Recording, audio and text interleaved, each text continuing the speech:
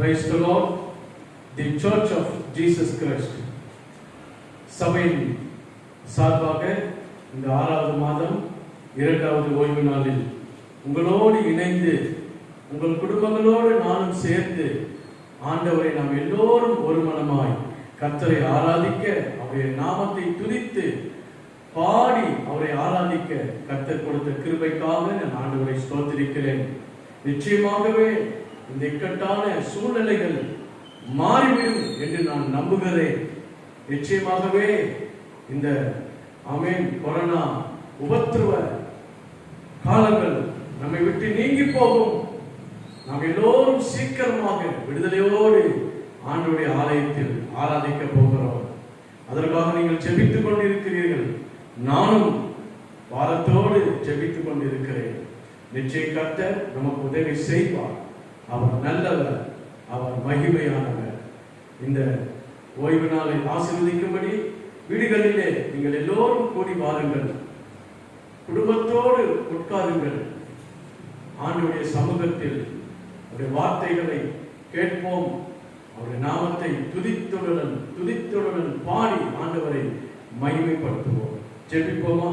எங்கள் அன்பான எங்கள் இயேசுவே, இந்த பரிசுத்தமான ஓய்வு நாளில், கர்த்தருடைய நாளில் நாங்கள் ஆராதிக்க குடும்பங்களோடு இணைந்து ஒரு மனமாய் சந்தோஷமாய் எங்கள் பரிசுத்தமுள்ள தேவ சந்நிதியில நாங்கள் குடும்பங்களிலே இணைந்து ஆராதிக்க நீ கொடுத்த கிருபைக்காய் ஸ்தோத்திரம்.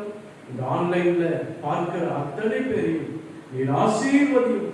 இயேசுவே, உம்முடைய பிரசன்னம், உம்முடைய கிருபை, உம்முடைய வல்லமை, உம்முடைய அபிஷேகம், உம்முடைய ஆசீர்வாதங்கள் எல்லோரும் மேலும் ஊற்றப்படும்படி நாங்கள் ஜெபிக்கிறோம். இயேசுவே, எங்களை தாழ்த்தி இந்த சந்நிதியில் அர்ப்பணிக்கிறோம். நீரை தொடர்ந்து முடிவு வரைந்தும் உம்முடைய பிரசன்னம் இந்த ஆன்லைன் ஆராதனையில காணப்படும்படி நாங்கள் ஜெபிக்கிறோம்.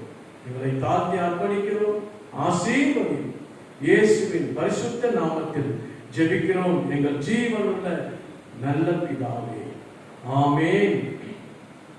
எல்லாரும் தெரிந்த ஒரு பழைய பாடல் ஒன்று, ஆமென், பாடுவோமா? எல்லோரும் இணைந்து கர்த்தரை மகிமைப்படுத்துவோம். நீரின்றி வாழ்வேது இறைவா, உம் நினைவின்றி மகிழ்வேது தேவா. உலகத்தில் 100 ஆண்டு நான் வாழ்ந்த போதும் உம் இல்லத்தில் வாழும் ஒரு நாள் போதும்.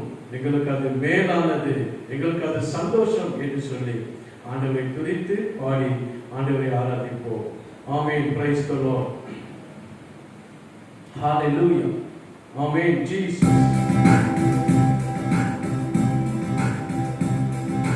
நீரின்றி வாழ்வேது இறைவா, உம் நினைவின்றி மகிழ்வேது தேவா.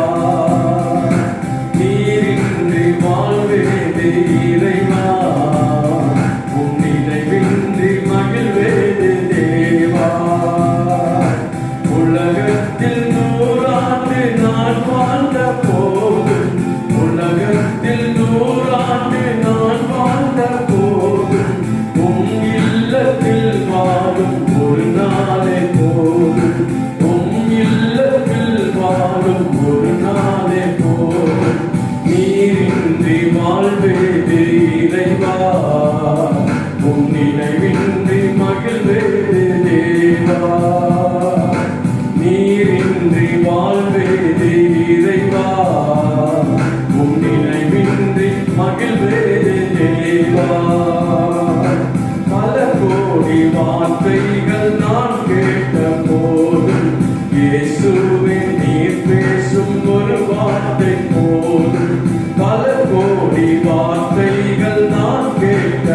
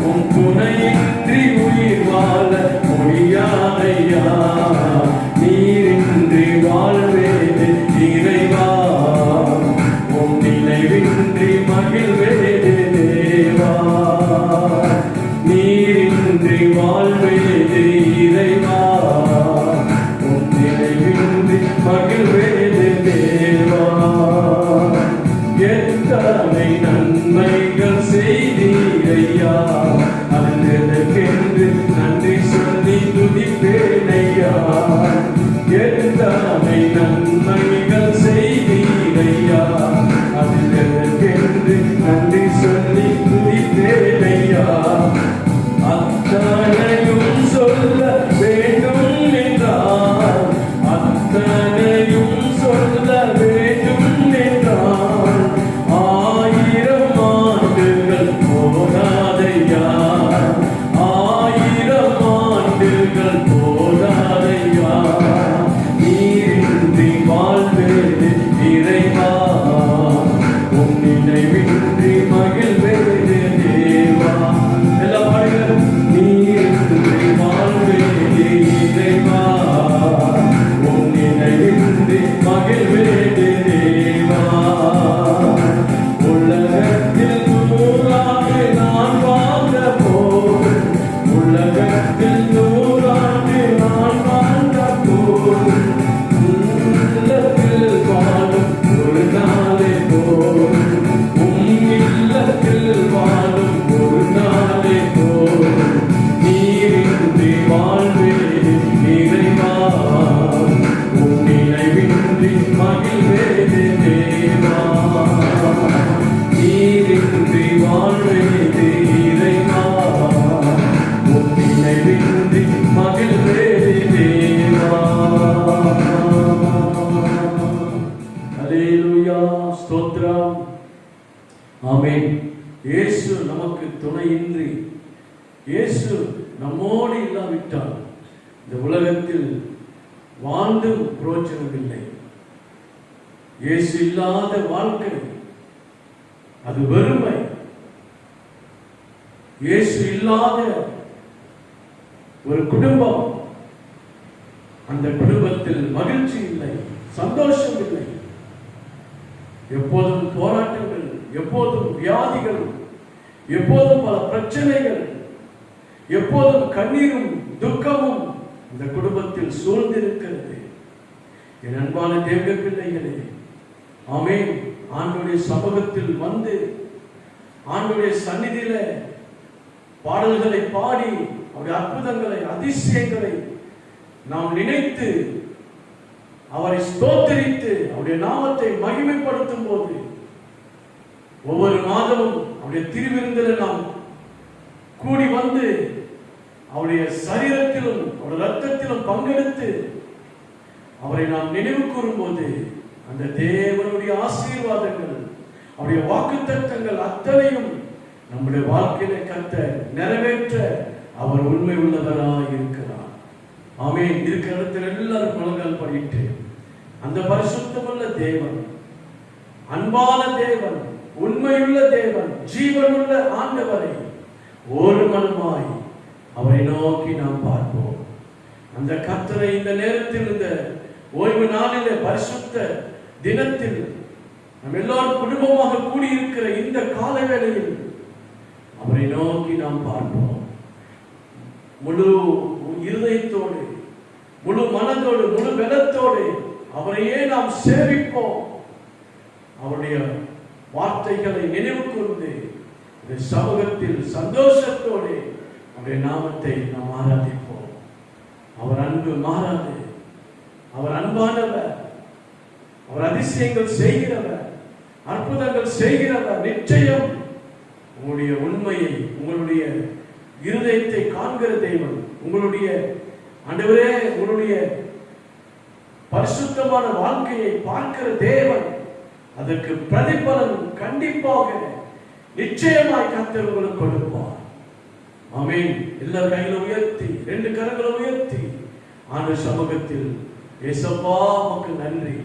இந்த 6வது மாதம் 2வது ஓய்வு நாளில் நாங்கள் மகிழ்ச்சியோடு இந்த சந்நிதியிலே, நாங்கள் மகிழ்ச்சியோடு நாங்கள் வெற்றி பெற்றோம் என்று, இந்த கொரோனாவிலே நாங்கள் எல்லோரும் ஜீவனோடு இருக்கிறது உம்முடைய கிருபையை நினைச்சு நாங்கள் ஆண்டவரே மனதார உம்மை ஸ்தோத்திரிக்கிறோம்.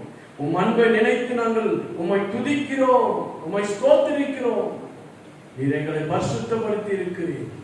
நீர் எங்களை ஆண்டவரே அப்பா ஆசீர்வதித்திருக்கிறீர், எங்களை காப்பாற்றி இருக்கிறீர். உமக்கு நன்றி, நன்றி இயேசப்பா, உமக்கு நன்றி. மகிமையானவரே உமக்கு நன்றி, ஜீவனுள்ளவரே உமக்கு நன்றி. இயேசுவே நீர் மகிமைப்படுவீராக, உம்முடைய நாமம் துதிக்கப்படுவதாக. இயேசுவே உமக்கு நன்றி. உம் அன்பு மாறாதது, உம் அன்பு ஒரு நாளும் எங்களை கைவிடாது. கர்த்தாவே உமக்கு நன்றி. எல்லாம் ஸ்தோத்திரிப்போமா? எல்லாரும் ஸ்தோத்திரிப்போம். ஸ்தோத்திரம், ஸ்தோத்திரம், ஸ்தோத்திரம். Thank you Holy Spirit, thank you Jesus, thank you for the amen deliverance, thank you for the protection Lord, thank you for the healing Lord, amen, thank you for all the goodness and mercies, amen, hallelujah. உம்முடைய இரக்கங்களுக்காக கிருபைக்காக நன்றி தகப்பனே, நன்றி நன்றி நன்றி. இயேசுவே உமக்கு நன்றி, இயேசுவே உமக்கு நன்றி. மகிமையானவரே உமக்கு நன்றி. ஆமென். ஸ்தோத்திரம், ஸ்தோத்திரம், ஸ்தோத்திரம். அப்பா உமக்கு நன்றி, அப்பா உமக்கு நன்றி, நன்றி, நன்றி. எல்லாரும் சேர்ந்து பாடுவோமா? ஒரு பழைய பாடல். அவர் அன்பை நினைச்சு அவருக்கு ஸ்தோத்திரம் செலுத்தி நாம் அவரை பாடி தேவனை மகிமைப்படுத்துவோம். ஸ்தோத்திரம், ஸ்தோத்திரம், ஸ்தோத்திரம். நன்றி, నన్రి. Thank you lord. ప్రభువా నీకు స్తోత్రాలు, నీకే ఆరాధన, నీకే మహిమ, నీకే వందనములు తండ్రి. ఆమేన్. నీ సన్నిధిలో సంతోషముగా నా ప్రభు యొక్క ఆమేన్ మా శక్తిని, మా ప్రభు యొక్క జీవముని, మా ప్రభు మాకు చేసిన మేలులు తలంచి మిమ్మల్ని మహిమపరుస్తున్నాం, ఆరాధిస్తున్నాం. ఆమేన్. నండి, నండి, నండి. ఆమేన్. స్తోత్రం, స్తోత్రం, స్తోత్రం. మేలులు నీ మేలులు మరచిపోలేనయ్యా, మేలులు నీ మేలులు మరచిపోలేనయ్యా. నా ప్రాణమున్నంత వరకు విడచిపోలేనయ్యా, నా ప్రాణమున్నంత వరకు విడచిపోలేనయ్యా. మేలులు నీ మేలులు మరచిపోలేనయ్యా, మేలులు నీ మేలులు మరచిపోలేనయ్యా.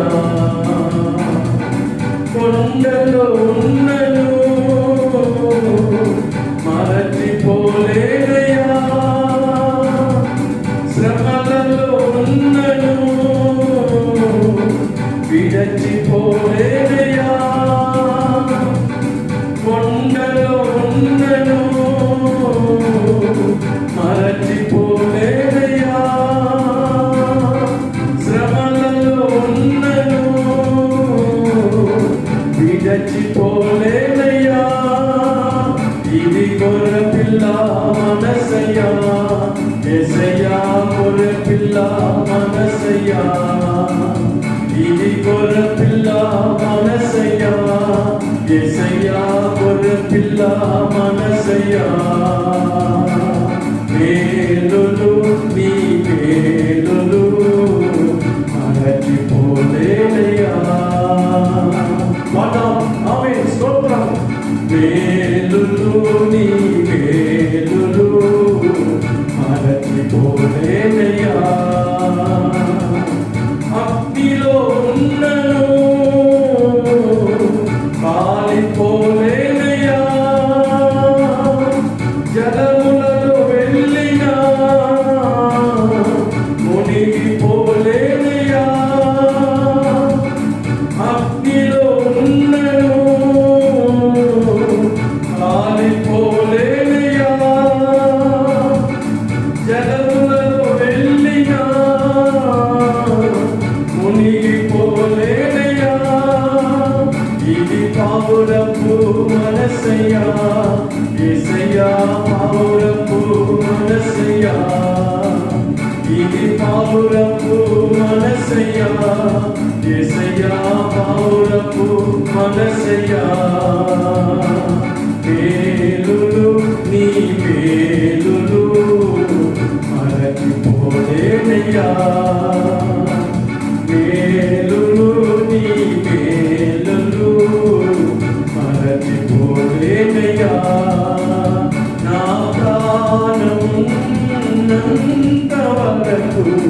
విడచిపోలేనయ్యా నా ప్రాణం నంత వరకు విడచిపోలేనయ్యా మేలులు నీ మేలులు మరచిపోలేనయ్యా మేలులు నీ మేలులు మరచిపోలేనయ్యా ஆமென் ஸ்தோத்திரம் நீ செய்த நன்மைகள் என் வாழ்க்கையில் மறந்து போக முடியாது ஆண்டவரே நாங்கள் எப்போதெல்லாம் உம்மை நோக்கி பார்க்கிறோமோ எப்போதெல்லாம் இயேசுவே என்று ஆவியானவரே என்று கூப்பிடுகிறோமோ அப்பொழுதெல்லாம் எங்களுக்கு உடனே எங்களுக்கு பதில் கொடுத்து உம் அன்பை வெளிப்படுத்தி நான் ஜீவனோடு இருக்கிறேன் உங்கள் விண்ணப்பங்களுக்கு செவி சாய்ப்பேன் நான் உங்களை கைவிட மாட்டேன் நான் உங்களை கடைசி வரை கரம் பிடித்து நடத்துவேன் என்று அக்னியிலே நாங்கள் ஆண்டவரை கடந்து சென்றாலும் எங்களை சேதப்படுத்தாது வெள்ளம் போல சாத்தான் எங்களை பின்தொடர்ந்து வந்தாலும் நாங்கள் மூழ்கி போவதில்லை அன்பை நீர் எங்களுக்கு புறாவின் அன்பை ஆண்டவரே ஆட்டுக்குட்டியான ரத்தத்தின் அன்பை எங்களுக்கு நீர் வெளிப்படுத்தி நீர் எங்களோடு கூட இருக்கிறபடியால் உமக்கு ஸ்தோத்திரம் ஆண்டவரே நாங்கள் சபையாக இந்த ஆன்லைன் மூலமாக இணைந்து எல்லோரும் ஒரு மனமாய் நாமத்தை ஸ்தோத்திரிக்கிறோம் ஆராதிக்கிறோம் நன்றி சொல்லுகிறோம் நீரே மகிமைப்படும் ஆசீர்வதியும் இயேசுவின் நாமத்தில் ஜெபிக்கிறோம் எங்கள் ஜீவனுள்ள பரிசுத்தமுள்ள பிதாவே ஆமென் ஆமென். இப்பொழுது நாம் தொடர்ந்து கர்த்தருடைய ஜீவனுள்ள வார்த்தைகளை நாம் கேட்க போகிறோம். நான் இந்த 2ஆம் வாரத்தில் ஆண்டவர் சமூகத்தில் என்ன நான் பேச வேண்டும் என்று நான் ஆண்டவரிடத்தில் ஜெபித்துக் கொண்டு சிந்தித்துக் கொண்டிருந்த பொழுது ஆண்டவர் எனக்கு ஒரு வார்த்தை தந்தார். அந்த வார்த்தையை நாம் வாசிக்க கேட்போம். பிறகு தொடர்ந்து கர்த்தருடைய வார்த்தைகளை நாம் கேட்போம். ஆமென். கர்த்தருக்கு ஸ்தோத்திரம். வாசிப்போம். அல்லேலூயா. 1 தெசலோனிக்கேயர் 5வது அதிகாரம் 11வது வசனம்.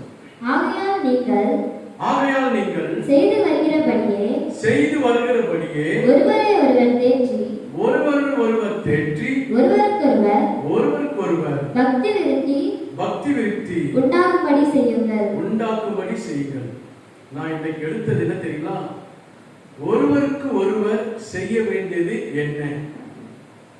ஆமென். கர்த்தருக்கு ஸ்தோத்திரம். அல்லேலூயா. What we must do one another. ஒருவருக்கு ஒருவர் செய்ய வேண்டியது என்ன?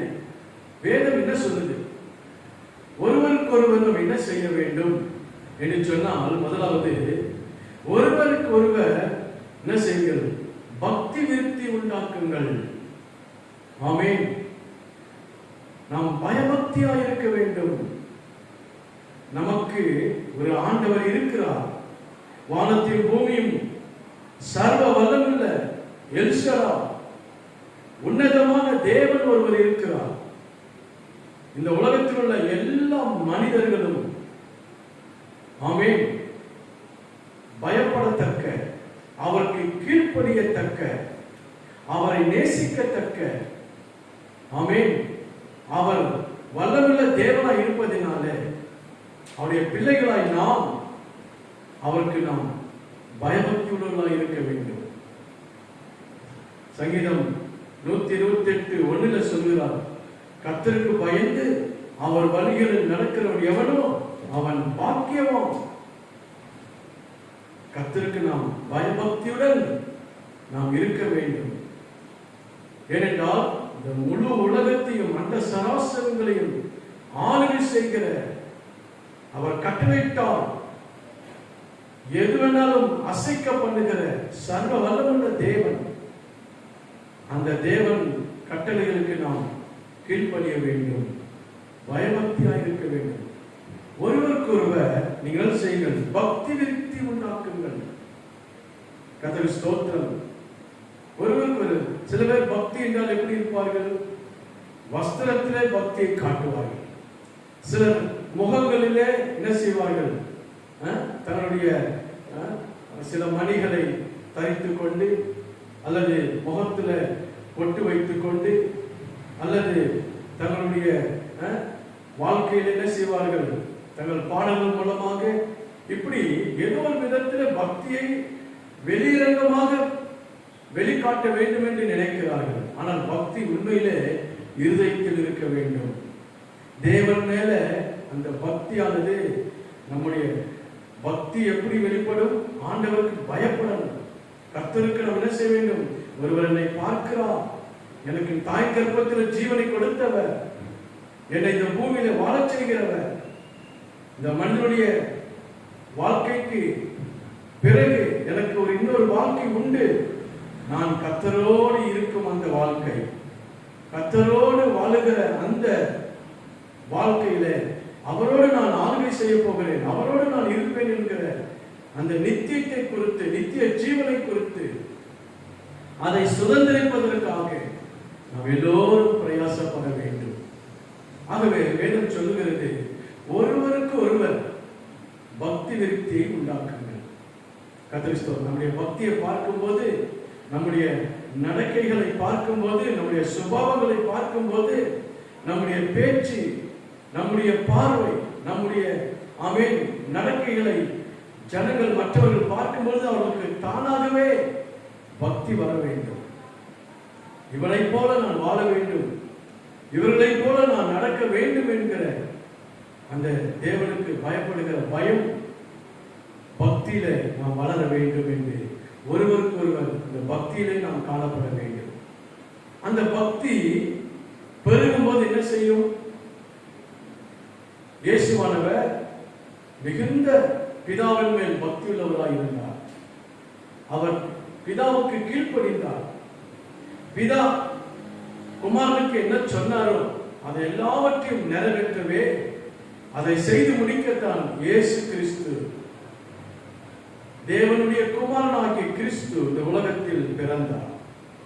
இந்த உலகத்தில் சுற்றித் திரிந்து, நான் உபதேசிக்கிறவர்களை நீங்கள் கேளுங்கள், என்னை காண்கிறவன் என் பிதாவை காண்கிறான், நான் உங்களுக்கு முன்மாதிரியாக இருக்கிறேன், என்னிடத்தில் கற்றுக்கொள்ளுங்கள், என்னை பின்பற்றி வாருங்கள் என்று இயேசு சீஷர்களுக்கு அழைப்பு கொடுத்தார்.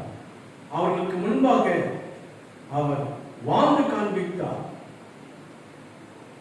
என்னை போலவே நீங்களும் இவைகளையே கை கொள்ளுங்கள், இவைகளையே செய்யுங்கள் என்று சொல்லி இயேசு கட்டளை கொடுத்தார். அன்பான தேவனுடைய பிள்ளைகளே, ஆமென். ஒருவருக்கு ஒருவர் பக்தியிலே ஒருவருக்கு ஒருவர் நாம் தேவனுக்கு முன்பாக சாட்சிகளாக இருக்க வேண்டும்.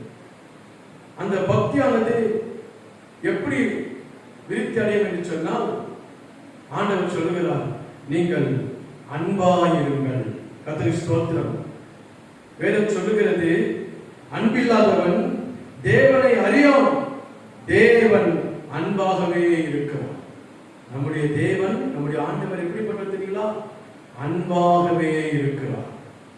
அவர் அன்பை வெளிப்படுத்த, அவர் அன்பை காண்பிக்க, அன்பை நமக்கு போதிக்க இயேசு கிறிஸ்து, அவர் அன்பை நாம் பார்க்கும்போது அது விவரிக்க முடியாத, வார்த்தை நாம் சொல்ல முடியாத, அதை உணர்ந்தால் தான், அதை நாம் அவரோடு பழகினால், அவரோடு நாம் உறவாடினால் தான் அவருடைய அன்பை நாம் கண்டுகொள்ள முடியும்.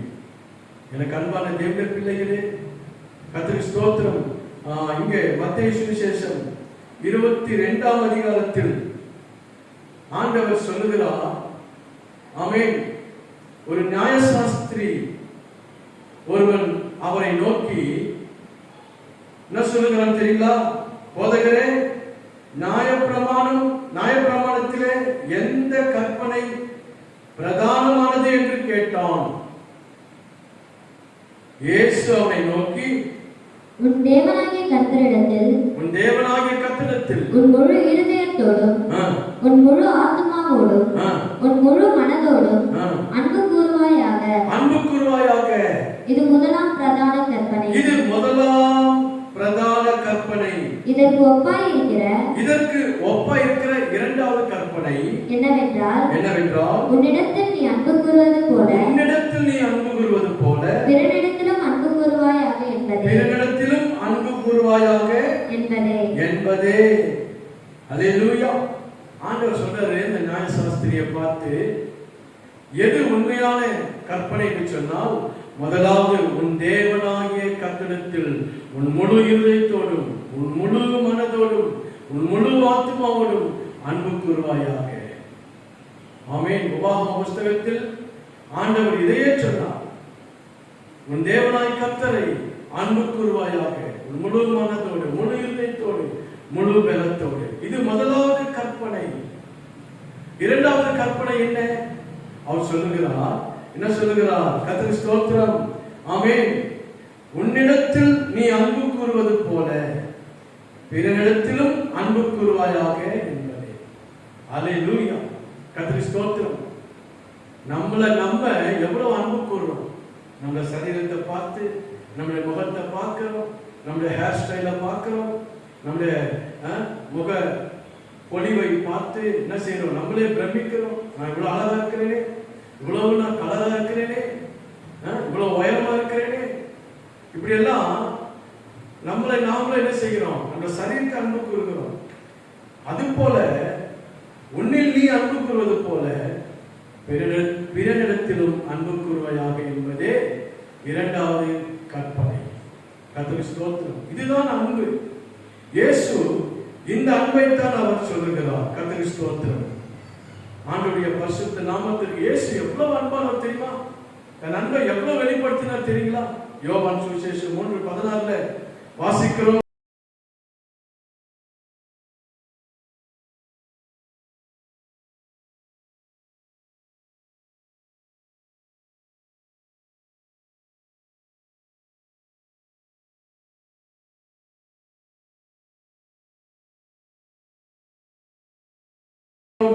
அவன் தேவன் தம்முடைய ஒரே பேரான குமாரனை விசுவாசிக்கிறவன் எவனோ அவன் கெட்டு போகாமல் நித்திய ஜீவனை அடையும்படிக்கு இவ்வளவு உலகத்தில் அன்பு கூர்ந்தார்.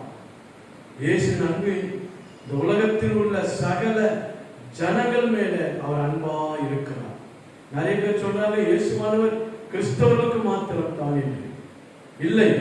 கிறிஸ்தவர்களுக்கு மாத்திரம் இல்லை, இந்த உலகத்தில் பிறக்கிற சகல ஜனங்களுக்கும் அவர்தான் கர்த்தர், அவர்தான் ஆண்டவர், அவர்தான் அன்பு கூறுகிறார். சகல ஜனங்களையும் அன்பு கூறுகிறார். இந்த உலகத்திலே, இந்த பூமியில, எந்த மூலையில, எந்த தேசத்திலே நீ பிறந்தாலும் இயேசு உன்மேல் அன்பாக இருக்கிறார். இயேசு உன்னை நேசிக்கிறார். இயேசு உன்னை அழைக்கிறார்.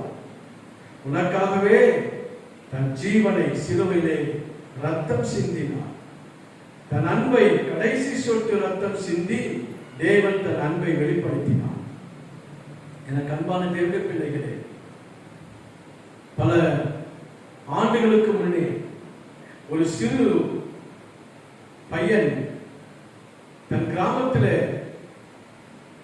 ஒரு அந்த ரயில் செல்லுகிற பாதையில பக்கத்திலே ஆடுகளை மேய்த்துக் கொண்டிருந்தான்.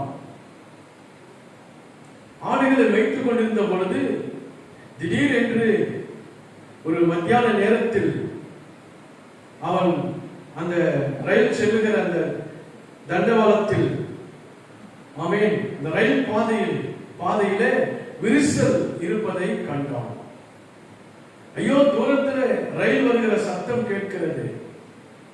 இந்த ரயில் இந்த பாதையில கடந்து சென்றால் கண்டிப்பாக விபத்து ஏற்படும், ஆயிரக்கணக்கான ஜனங்கள் மரித்து போவார்களே என்று சொல்லி அந்த சிறு பையன் யோசித்தான். இந்த ஜனத்தை காப்பாற்ற வேண்டும், இந்த ரயிலை நிறுத்த வேண்டும் என்று சொன்னால் என்ன செய்வது என்று யோசித்தான். உடனே அவன் செல்லமாக தன் கையில சுமந்து கொண்டிருந்த ஒரு ஆட்டுக்குட்டியை என்ன செய்தான்? தன்னுடைய கத்தியை எடுத்து அந்த ஆட்டின் கழுத்தை வெட்டினான். உடனே ரத்தம் பீரிட்டு வந்தது. தன் சட்டையை, அழுக்கு சட்டையை கலற்றி அந்த ரத்தத்தை அவன் என்ன செய்தான்? தேய்த்து அந்த சட்டையானது சிகப்பாய் மாறிவிட்டது. உடனே அந்த தண்டவாளத்துக்கு நேராக வருகிற ட்ரெயினுக்கு நேராக அவன் சத்தம் போட்டுக்கொண்டு அந்த சிகப்பு வஸ்திரத்தை அவன் அசைத்துக் கொண்டு அந்த இன்ஜின் டிரைவருக்கு முன்னே ஓடினான். ரயில் நெருங்க நெருங்க அந்த ட்ரெயின் டிரைவர் தூரத்தில் ஒரு சிகப்பு கொடி காண்பிக்கிறதை பார்த்து உடனே ஏதோ ஆபத்து என்று உணர்ந்து அவர் மெதுவாக அந்த ட்ரெயினை நிறுத்த முயற்சித்தார். அவன் கிட்ட வர வர ட்ரெயின் நெருங்க நெருங்க அவன் கிட்டே போய் அந்த ட்ரெயின் நின்றது. உடனே டிரைவர் இறங்கி வந்து அந்த சிறு பையனை பிடித்து, ஏன் நீ இந்த ரயிலை நிறுத்தினான், என்ன நடந்தது என்று விசாரித்த போது அவன் அந்த ரயில் டிரைவரை காட் என்பவனை அழைத்துக் கொண்டு போய் அந்த ரயில் பாதையில் இருந்த விரிசலை காண்பித்தான். உடனே டிரைவருக்கு ரொம்ப சந்தோஷம்.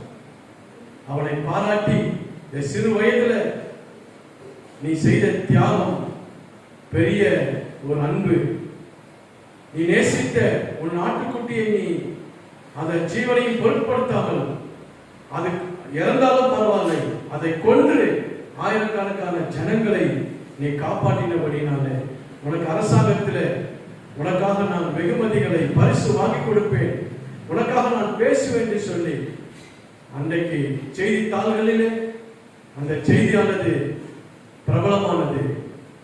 அரசாங்கம் அந்த சிறு பையனுக்கு பரிசுகள் வெகுமதிகள் கொடுத்தார்கள். ஆனாலும் தான் நேசித்த தன் அன்பான தன் நாட்டுக்குட்டியின் ஜீவனை அவன் இழந்து போனான். அதே போலத்தான் ஆண்டவராகிய இயேசு கிறிஸ்து இந்த உலகத்தில் உள்ள சகல ஜனங்களை காப்பாற்றுவதற்காக பிசாசின் பிடியில் இருக்கிற ஜனங்களை ஆமென் நரகத்திலே தள்ளப்பட வேண்டிய ஜனங்களை எப்படியாயினும் நான் காப்பாற்றுவேன் என்று பிதாவாகிய தேவன் நம்மேல் வைத்த அன்பின் நிமித்தமாக தன்னுடைய குமாரனையே இந்த உலகத்திற்கு தந்து சிலுவையிலே ரத்தம் சிந்தி அவர் சிந்த ரத்தத்திலே ஆமென் விசுவாசிக்கிறவர்கள் அத்தனை பேரும் ரட்சிக்கப்பட்டு மனம் திரும்பி அவருடைய பிள்ளைகளாய் மாறுவார்கள். அவர்கள் நித்திய ஜீவனை சுதந்திரிப்பார்கள், இயேசுவின் பிள்ளைகளாய் மாறிவிடுவார்கள். எனக்கு அன்பான தேவனுடைய பிள்ளைகளே, நமக்குள்ள அந்த பக்தி விருத்தி அடையும் போது தானாகவே அன்பு நமக்குள்ளே பெருகும். ஆமென். அந்த அன்பு நமக்குள்ளே பெருகிறதை நாம் பார்த்து கொண்டே இருக்கிறோம். ஆமென். இதுதான் உண்மையான கிறிஸ்துவின் அன்பு. அவருடைய அன்பின் குணங்கள் என்ன? ஒரு சில குறிப்புகள் சீக்கிரமாய் சொல்லுகிறேன், கவனிப்போம். முதலாவதாக ரோமர் 8ஆம் அதிகாரம் 36 முதல் வாசிங்க. ரோமர் 8ஆம் அதிகாரம் 36 முதல். கிறிஸ்துவின் அன்பை விட்டு நம்மை பிரிப்பவன் யார்?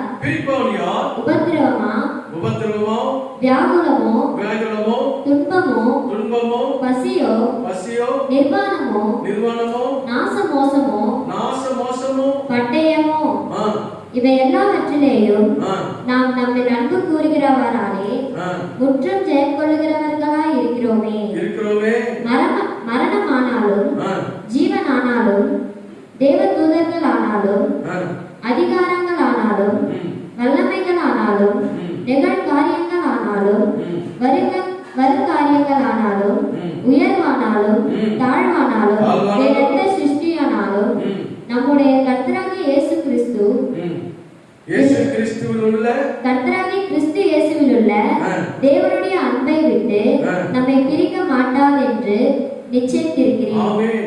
இந்த வாசித்த பகுதியில நாம் என்ன பார்க்கிறோம்? முதலாவது, இயேசுவின் அன்பு உறுதியான அன்பு. ஆமென். தி அபைண்டிங் லவ். எப்படிப்பட்ட அன்பு? உறுதியான அன்பு. கர்த்தருக்கு ஸ்தோத்திரம். அவர் அன்பு ஒரு நாளும் மாறவே மாறாது. கர்த்தருக்கு ஸ்தோத்திரம். உயர்வானாலும் தாழ்வானாலும் வேறு எந்த சிருஷ்டியானாலும் நம்முடைய கர்த்தராகிய கிறிஸ்து இயேசுவில் உள்ள தேவனுடைய அன்பை விட்டு நம்மை பிரிக்க மாட்டாது என்று நிச்சயித்திருக்கிறேன். நம்மள கிறிஸ்துவின் அன்பிலிருந்து நம்ம யாரும் பிரிக்கவே முடியாது. காரணம், நான் இயேசுவின் மேல் வைத்திருக்கிற அன்பு உறுதியான அன்பு. அன்பானவர்களே, நம்முடைய அன்பு எப்படிப்பட்டதா இருக்க வேண்டும்? உறுதியாக இருக்க வேண்டும். ஆமென். எந்த சூழ்நிலையிலும் பணத்திற்கு மயங்கி விடக்கூடாது. உலக புகழ் பாராட்டுகளுக்கு நாம் ஒரு நாளும் விட்டுவிடக் கூடாது.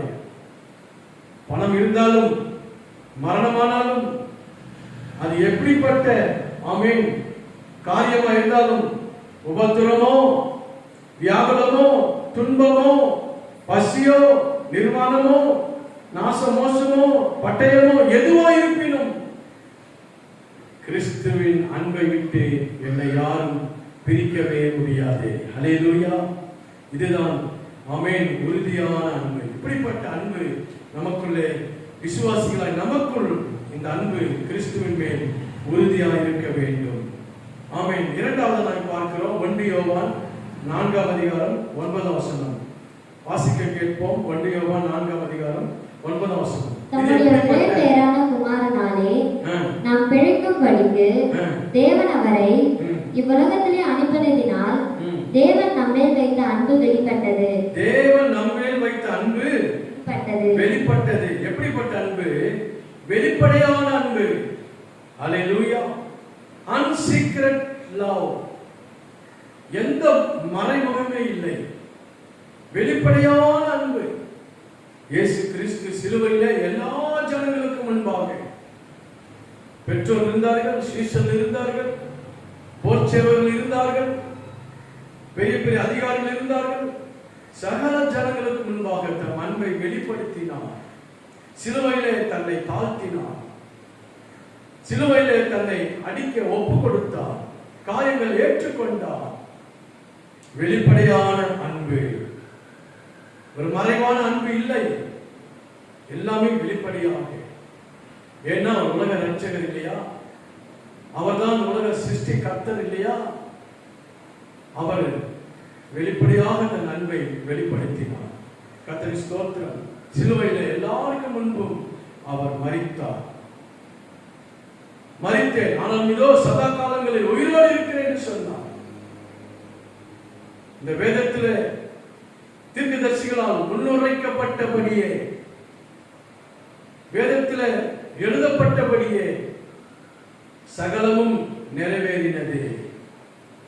அதாவது காலத்தில் கர்த்தர் நேர்த்தியாக எல்லாவற்றையும் செய்து முடித்தார்.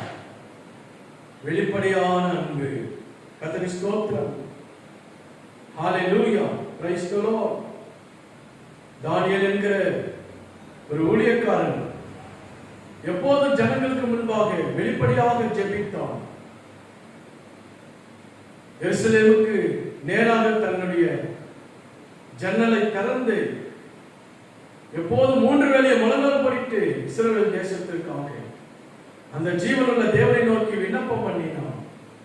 கர்த்தர் அந்த தானியேலை சிங்க கெபியிலே அவனை தள்ளின போதும் தேவன் தானியேலை கர்த்தர் காப்பாற்றினார். ஆமென். சாத்ராக், மேஷாக், ஆபேத்நேகோ வெளிப்படையாக எல்லா ஜனங்களுக்கு முன்பாக அவர்களை நிந்தித்த பொழுதும், எனக்கு முன்னே வைத்திருக்கிற இந்த பொற்சிலையை நான் வணங்குவதில்லை, நீங்கள் என்னை கொன்று போட்டாலும் பரவாயில்லை, என் தேவன் என்னை ரட்சிக்க வல்லவர் என்று விசுவாசித்தான். வெளிப்படையாக பப்ளிக்காக சொன்னான். பயப்படவே இல்லை, தன் உயிரை பொருட்படுத்தவே இல்லை. இன்றைக்கு நிறைய கிறிஸ்தவர்கள் கொஞ்சம் பணத்திற்காக இயேசுவின் அன்பை மறுதலிக்கிறதை பார்க்கிறோம். தன் ஜீவனை தப்பித்துக் கொள்ள இந்த இயேசுவை காட்டிக் கொடுக்கிறவர்கள் இருக்கிறார்கள். ஆனால் இயேசுவின் அன்பு வெளிப்படையான அன்பு. நம்ம எந்த சூழ்நிலையும் கூட நம்ம அன்பு வெளிப்படையாக இருக்குமானால் அந்த தேவனாகிய கர்த்தர் நம்மை கைவிடவே மாட்டார். சாத்ராக், மேஷாக், ஆபேத்நேகோ 3 பேரையும் அக்கினி குண்டத்திலே 7 மடங்கு அக்கினியை அதிகப்படுத்தி அதை பார்க்க போன சேவர்களுடைய தலையில் இருக்கிற இந்த முடியானது கருகி போனது. அவ்வளவு அக்கினி. பயங்கரமான தீக்குழம்புகள். ஆனாலும் நான்காவது நபராக இயேசுவானவர், ஆவியான தேவன் சாத்ராக் மேஷாக் ஆபேத்நேகோவோடு உலாவிக் கொண்டிருந்ததை பார்த்து அந்த ராஜ்யத்தில் இருந்த எல்லாரும் ஆச்சரியப்பட்டார்கள். இதுதான் உண்மையான அன்பு, வெளிப்படையான அன்பு.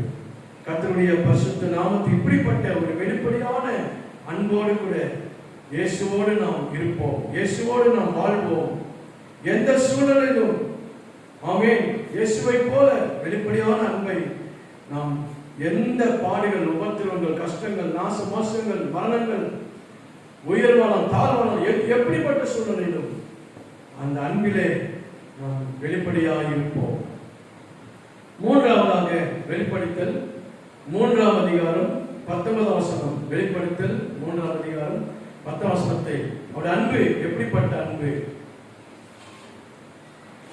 நான் நேசிக்கிறவர்கள் எல்லாவர்களும் அவர்களை கடிந்து கொண்டு, நான் நேசிக்கிறவர்கள் எல்லாரிடத்திலும் அவர்களை கடிந்து கொண்டு சிட்சிக்கிறேன். ஆகையால் நீ ஜாக்கிரதையாய் இருந்து மனம் திரும்பு.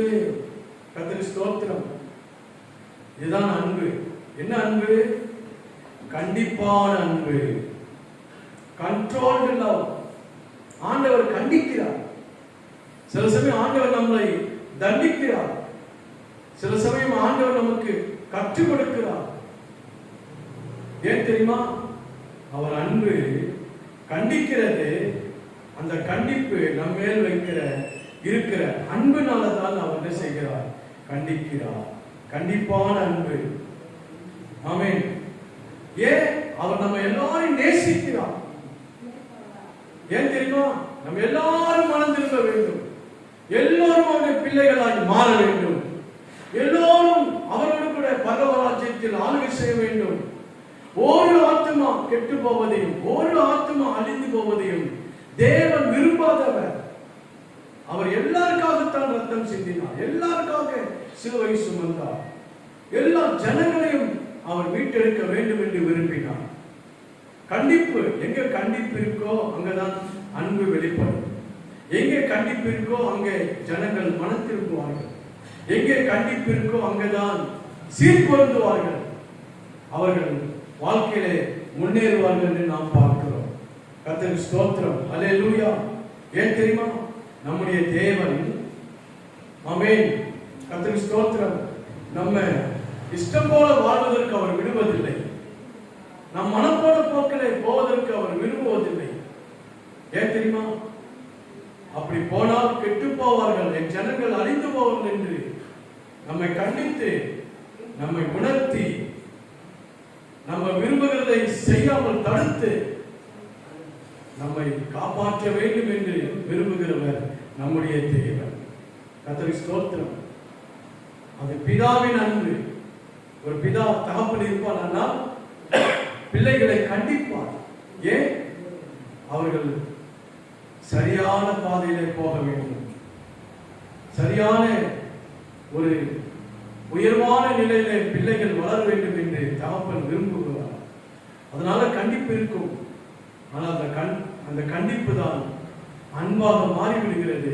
அந்த அன்பு நம்மை உன்னதத்திற்கு உயர்த்துகிறது. கர்த்தருக்கு ஸ்தோத்திரம். நான்காவதாக நாம் பார்க்கிறோம் எபேசியர் 3ஆம் அதிகாரம் 19ஆம் வசனம். அவர் அன்பு எப்படிப்பட்டது? எபேசியர் 3ஆம் அதிகாரம் 19ஆம் வசனம். அறிவு கெட்டாத அந்த அன்பை அறிந்து கொள்ளவர்கள். எபேசியர் 3ஆம் அதிகாரம் 19. அறிவு கெட்டாத அந்த அன்பை அறிந்து கொள்ள வல்லவர்களாகவும் தேவனுடைய சகல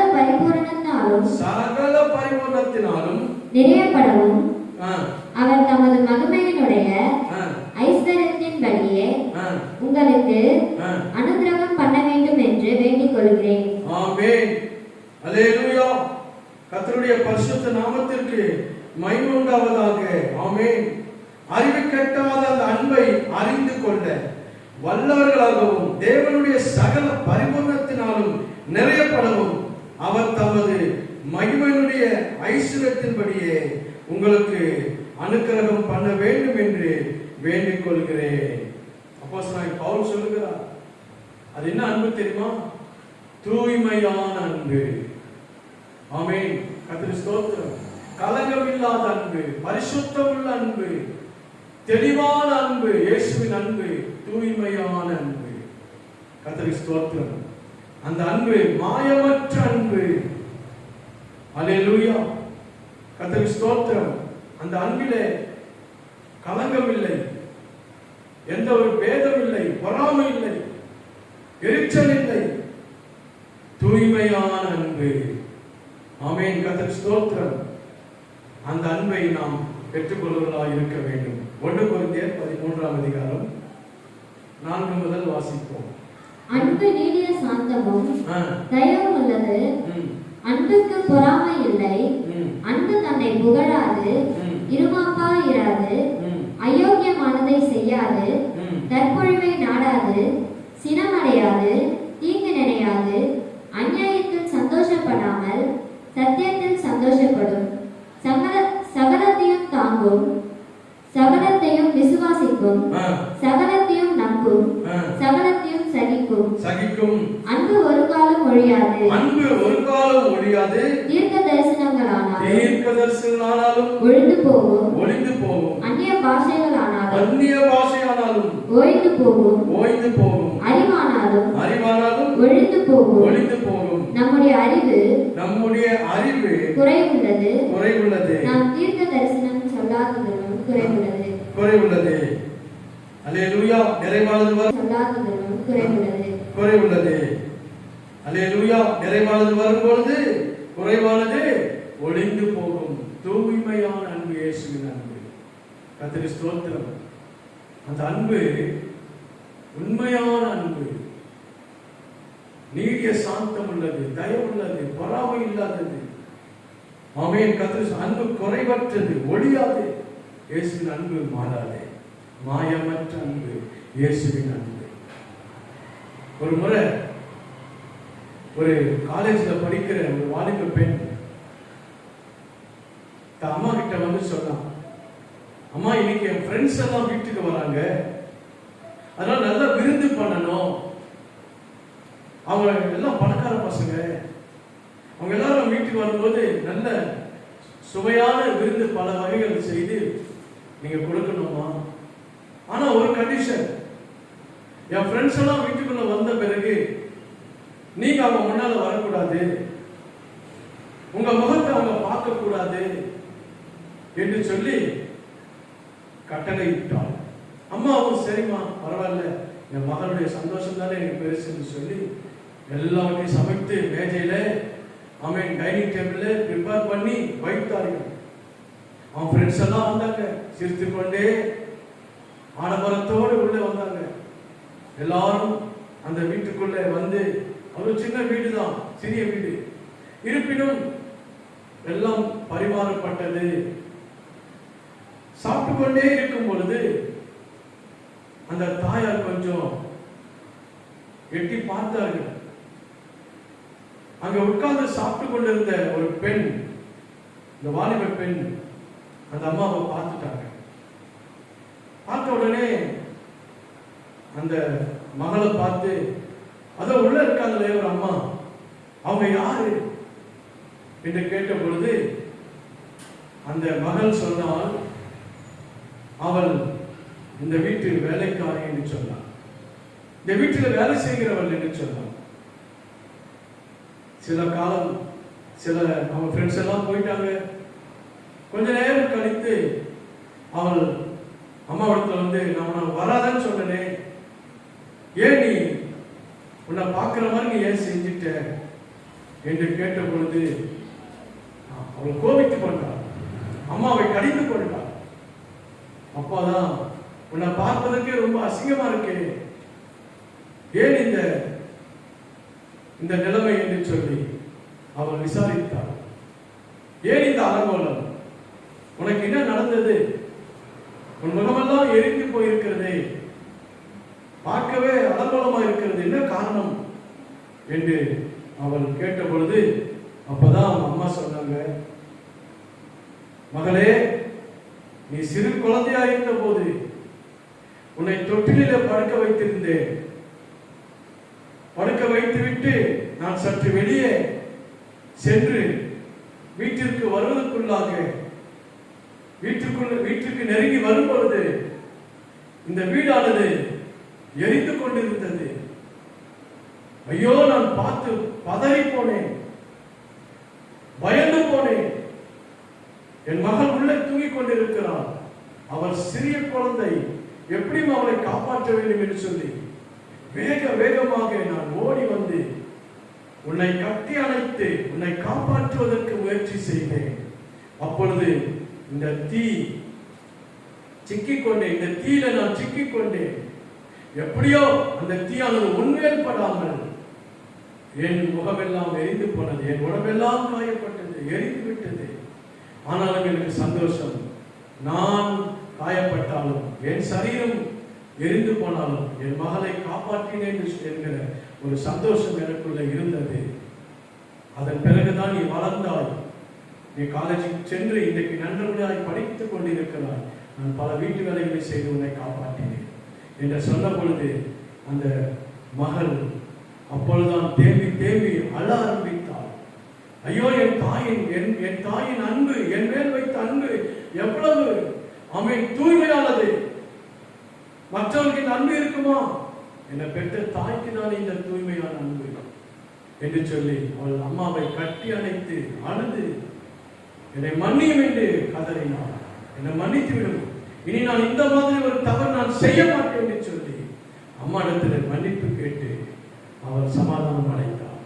அதுபோலத்தான் நம்முடைய இயேசுவின் அன்பு தூய்மையான அன்பு, மாயமற்ற அன்பு, பரிசுத்தமுள்ள அன்பு, வெளிப்படையான அன்பு, எதுவும் எதிர்பார்க்காத அன்பு, நம்ம ஏதாவது செய்வோமா என்று எதிர்பாராத தூய்மையான அன்பு, தன்னையே ஜீவபலியாய் அர்ப்பணித்த அன்பு. அந்த அன்பு நமக்குள்ளே காணப்பட வேண்டும். இந்த கடைசி நாட்களிலே இந்த அன்பு, தூய்மையான அன்பு காணப்பட வேண்டும்.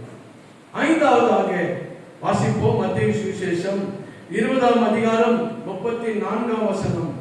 இயேசு மனதுருகி அவர்கள் கண்களை தொட்டார். உடனே அவர்கள் பார்வையடைந்து அவருக்கு பின் சென்றார்கள். இது எப்படிப்பட்ட அன்பு தெரியுமா? ஆமென், கர்த்தருக்கு ஸ்தோத்திரம். உதவி செய்கிற அன்பு. இயேசு இந்த பூமியில் இருந்த போது அநேக அற்புதங்கள் செய்தார். முடவர்களை நடக்க வைத்தார், குருடருக்கு பார்வை கொடுத்தார், அவன் இல்லாதவர்களுக்கு உணவு கொடுத்தார், அவன் மரித்தவர்களை உயிரோடு எழுப்பினார், வேலைக்காரர்களை சொஸ்தமாக்கினார். அவர் உதவி செய்யணும் என்ற அன்பு அவருக்குள்ளே ஆழமாய் இருந்தது. 5 அப்பம் 2 மீனை 5000 பேருக்கு பங்கிட்டு கொடுக்க சீசர்களுக்கு கட்டளையிட்டார். பசியாளர்களுக்கு ஆகாரம் கொடுத்தார், வியாதிகளை சொஸ்தமாக்கினார். தன் அன்பை உதவி செய்து அன்பை வெளிப்படுத்தினார். அன்பான தேவனுடைய பிள்ளைகளே, கர்த்தருக்கு ஸ்தோத்திரம். பக்தி விருத்தி அதிகமாகும் போது அன்பு வெளிப்படுகிறது. அந்த அன்பு எப்படிப்பட்ட அன்பு? உறுதியான அன்பு. கர்த்தருக்கு ஸ்தோத்திரம். அது மாத்திரமல்ல, வெளிப்படையான அன்பு, கண்டிப்பான அன்பு, தூய்மையான அன்பு. ஆமென். ஐந்தாவதாக உதவி செய்கிற அன்பு. அந்த அன்பு என்ன செய்கிறது? உதவி செய்கிறது. கர்த்தருக்கு ஸ்தோத்திரம். இன்னைக்கு நிறைய பேர் இந்த கொரோனா காலங்களில் தங்கள் சபைகளிலே உதவி செய்கிறார்கள். அநேகருக்கு உணவு சமைத்து ஏழைகளுக்கு அதை பரிமாறுகிறார்கள். சில பேர்லாம் மருத்துவ செலவுகளுக்கு பணம் கொடுத்து உதவி செய்கிறார்கள். நம்முடைய சர்ச்சில் கூட நம்ம சில விதவைமார்களுக்கும் சில வயதான வேலை செய்து தங்களால் போஷிக்க முடியாத ஒரு சில வயதானவர்களுக்கு உதவி செய்ய நம்முடைய சபையில கூட நம்ம முயற்சித்துக் கொண்டிருக்கிறோம். கர்த்தருக்கு ஸ்தோத்திரம். உதவி செய்ய வேண்டும், ஒருவருக்கொருவர் உதவி செய்ய வேண்டும். இதுதான் வேதம் சொல்லுகிறது. கர்த்தருடைய பரிசுத்த நாமத்திற்கு மகிமை உண்டாவதாக. வாசிப்போமா? கர்த்தருக்கு ஸ்தோத்திரம். ஆமென். கலாத்தியர் 6ஆம் அதிகாரம் 2வது வசனம். ஒருவர் பாரத்தை ஒருவர் சுமந்து இப்படியே கிறிஸ்துவனுடைய பிரமாணத்தை நிறைவேற்றுங்கள். இப்படியே கிறிஸ்துவனுடைய பிரமாணத்தை நிறைவேற்றுங்கள். ஒருவர் பாரத்தை ஒருவர் சுமந்து. அல்லேலூயா. ஒருவருக்கு பாரத்தை உணர்ந்து மற்றவருக்கு உதவி செய்யுங்கள். இயேசு அநேக உதவிகளை செய்தார் என்று நாம் பார்க்கிறோம். எனக்கு அன்பான தேவனுடைய பிள்ளைகளே, அவர் போதித்தது மாத்திரமல்ல, கட்டளை கொடுத்தது மாத்திரமல்ல, தன்னுடைய கிரியையிலே, தன்னுடைய செயலிலே அவர் மற்றவருக்கு உதவி செய்த எத்தனையோ உதாரணங்களை வேதத்திலே நாம் பார்க்கிறோம். கர்த்தருக்கு ஸ்தோத்திரம். அல்லேலூயா. ஆமென். கர்த்தருக்கு ஸ்தோத்திரம். இந்த சபையை கட்டுவதற்காக ஐபிஎல் என்கிற ஸ்தாபனத்தில் எனக்கு உதவி செய்தார்கள். அந்த உதவினால் இந்த ஆலயத்தை கட்ட ஆண்டவர் கிருபை தந்தார். இன்னைக்கு இந்த ஆலயத்தில் நூற்றுக்கணக்கான ஜனங்கள் கூடி ஆராதிக்க கர்த்தர் கிருபை செய்கிறார். ஆமென். கர்த்தருக்கு ஸ்தோத்திரம். உண்மையான அன்பு அதுதான், உதவி செய்கிற அன்பு. 1999ஆம் வருஷம் the church of Jesus Christ என்கிற ஸ்தாபனத்திலிருந்து அன்பான ஊழியர்கள் வந்தார்கள், இந்தியாவுக்கு வந்தார்கள். முதல்ல ஜோ கேலபிரிஸ், ஜான் ஜெனரோ, ஜான் ஸ்டாக்ஷா, அது மாத்திரமல்ல பிரதர் டீனோ, இவர் எல்லாரும் இந்தியாவுக்கு அடிக்கடி வந்து இயேசுவின் அன்பை சுவிசேஷமாய் அறிவித்து சின்ன சின்ன சபைகளை சந்தித்து அவர்களுக்கு இயேசுவின் அன்பை உபதேசித்து அவர்களுக்கு தன் அன்பை வெளிப்படுத்தினார்கள். தோட்டத்தில் வேலை செய்கிற அந்த ஏழைகளை, பாட்டிமார்கள், தாத்தாமார்கள் ஓடி வருவார்கள். அவர்களை பார்த்த உடனே அவருக்கு கை கொடுத்து உடனே கட்டி அணைத்து அவர்களுக்கு முத்தமிட்டு இயேசுவின் அன்பை வெளிப்படுத்தினார்கள். இன்றைக்கு பல சபைகளுக்கு அவர்கள் முன்மாதிரியாக உண்மையான அன்பை வெளிப்படுத்துகிறார்கள். உதவி செய்கிற இருதயம். ஆமென். அதுதான் உண்மையான தேவ அன்பு. நம்மால் முடிந்தவரை மற்றவர்களுக்கு நாம் உதவி செய்வோம். அதுதான் இயேசுவின் அன்பு. அல்லேலூயா. கர்த்தருடைய பரிசுத்த நாமத்திற்கு மகிமை உண்டாவதாக. அப்படிப்பட்ட அன்பிலே நாம் எல்லோரும் நிலைத்திருக்க வேண்டும். அந்த அன்பு என்ன செய்கிறது? ஆமென். கர்த்தருக்கு ஸ்தோத்திரம். அவருக்கு கீழ்ப்படிய செய்கிறது. ஆமென். அது கட்டளை, தேவனுடைய கட்டளை. முதலாவது பக்தி விருத்தி உண்டாகும் போது அன்பு வருகிறது. அந்த அன்பு பெருக பெருக பெருக நமக்கு கீழ்ப்படிகிற குணம் வருகிறது. ஒருவருக்கு ஒரு என்ன செய்ய வேண்டும்? கீழ்ப்படிய வேண்டும். எபேசியர் 5:21 வாசி கேட்போம். நான் முடிக்க போகிறேன். தெய்வ பயத்தோடு ஒருவருக்கொருவர் கீழ்ப்படிந்திருங்கள். தெய்வ பயத்தோடு ஒருவருக்கொருவர் கீழ்ப்படிந்திருங்கள். ஒருவருக்கொருவர் என்ன செய்யணும்? கீழ்ப்படியணும். பிள்ளைகள் பெற்றோர் கீழ்ப்படிய வேண்டும். விசுவாசிகள் போதகருக்கு கீழ்ப்படிய வேண்டும். நாம் எல்லோரும் நம்முடைய தேவனுக்கு நாம் கீழ்ப்படிய வேண்டும். அவருடைய கட்டளைகளை கைக்கொள்ள வேண்டும். ஆமென். கர்த்தருக்கு ஸ்தோத்திரம். நாம் கீழ்ப்படியும் பொழுது obedience. Amen. If you obedience to God, He will bless each and every one. ஒவ்வொருவரையும் கர்த்தர் ஆசீர்வதிப்பார். கீழ்ப்படிகிற குணம் இருக்கா நமக்கு? ஆமென். கீழ்ப்படிய வேண்டும். கர்த்தருக்கு கீழ்ப்படிய வேண்டும். அப்பொழுதுதான் அவர் சகல வாக்குத்தத்தங்களை வாழ்க்கையில நிறைவேற்றுவார். இப்படி கீழ்ப்படியும் பொழுது நமக்குள்ள என்ன செய்கிறோம்? அல்லேலூயா. ஒருவருக்கொருவர் கீழ்ப்படியும் போது அன்பிலும் பக்தியிலும் நாம் பெருகும் பொழுது தானாகவே நாம் என்ன செய்யறோம்? மற்றவர்களுக்கு புத்தி சொல்லுகிறோம். இன்றைக்கு கூட நான் இவ்வளவு நேரம் போதிக்கிற காரணம் என்ன? நான் உங்க மேல அன்பா இருப்பதனால, அந்த இயேசு என் மேல் அன்பா இருப்பதனால, நான் தேவனுக்கு முன்பாக உண்மை உத்தமமாய் பரிசுத்தமாய் தேவனுக்கு பிரியமான பிள்ளையாய் அவருக்கு ஊழியம் செய்வதனாலே பாவியாய் என்னை ரட்சித்து நேசித்து ஆண்டவர் ஊழியத்தில் பயன்படுத்தும்படி அழைத்ததினாலே என்னை மாற்றின இயேசு உங்களை மாற்றுவார் என்று நம்பிக்கொண்டு இன்றைக்கு புத்தி சொல்லுகிறேன். என்ன செய்வார்கள்? புத்தி சொல்லுவார்கள். ஒருவருக்கு ஒரு புத்தி சொல்லுங்கள். ரோமர் 15:14 என் சகோதரரே, நீங்கள் நற்குணத்தினால் நிறைந்தவர்களும் சகல அறிவினாலும் நிரப்பப்பட்டவர்களும் ஒருவருக்கொருவர் புத்தி சொல்ல வல்லவர்களுமாய் இருக்கிறீர்கள் என்று நானும் உங்களை குறித்து நிச்சயித்திருக்கிறேன். ஆமென். என்ன சொல்றார் அப்போஸ்தலன் பவுல்? ரோமருக்கு எழுதும்போது சொல்லுகிறார், ஒருவருக்கு ஒருவர் புத்தி சொல்ல வல்லவர்களுமாய் இருக்கிறீர்கள் என்று நானும் உங்களை குறித்து நிச்சயித்திருக்கிறேன். அல்லேலூயா. புத்தி சொல்ல வேண்டும், நல்ல ஆலோசனைகளை கொடுக்க வேண்டும், எல்லாரும் ரட்சிக்கப்பட்டு மனம் திரும்ப வேண்டும், எல்லாரும் உலகத்தில் தேவனுடைய பிள்ளைகளாய் மாற வேண்டும் என்று சொல்லி நாம் பிரயாசப்படுவோம். இதுதான் ஒருவருக்கு ஒருவர் நாம் செய்ய வேண்டிய காரியங்கள். முதலாவது, நாம் பக்தி விருத்தி உள்ளவர்களாய் பெருக வேண்டும். அவர் மேல் நாம் தேவன் மேல் அன்பாய் இருக்க வேண்டும். அவரை போல அன்பை நாம் வெளிப்படுத்த வேண்டும். கர்த்தருக்கு ஸ்தோத்திரம்.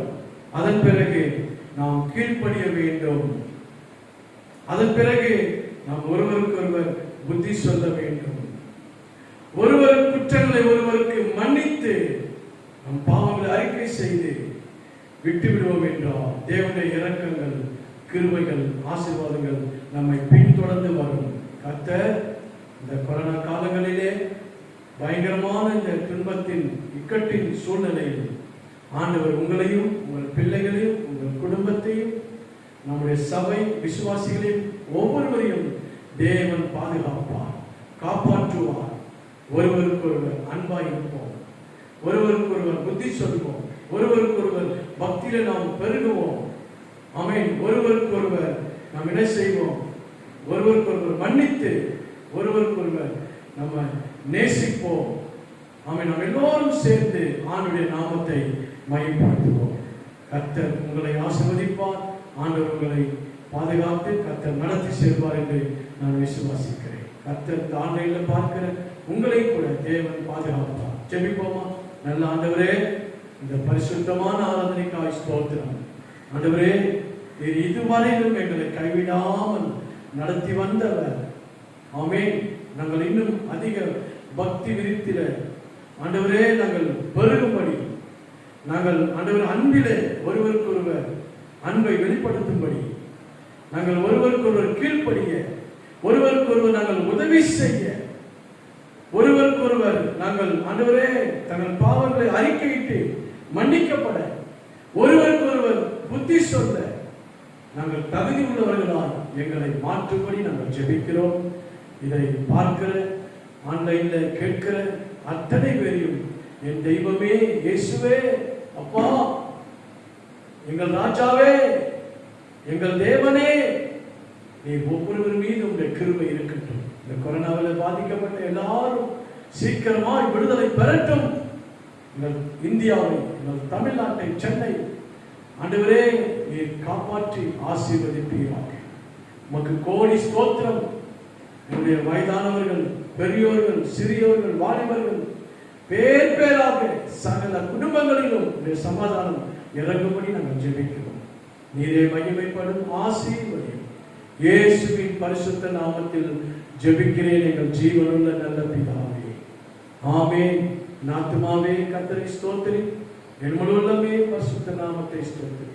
என் ஆத்துமாவே கர்த்தரை ஸ்தோத்திரி, கர்த்தர் செய்த சகல உபகாரங்களையும் மறவாதே.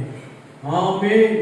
கர்த்தராகிய இயேசு கிறிஸ்துவின் கிருபையும் பிதாவாகிய தேவனுடைய அன்பும் பரிசுத்த ஆவியின் அந்யோன்ய ஐக்கியம் சகல விசுவாசிகளோடும் ஆன்லைன்ல பார்க்க உங்களோடும் இன்றும் என்றும் சதா காலம் கர்த்தர் துணையாய் இருப்பாராக. ஆமென். அல்லேலூயா. Thank you.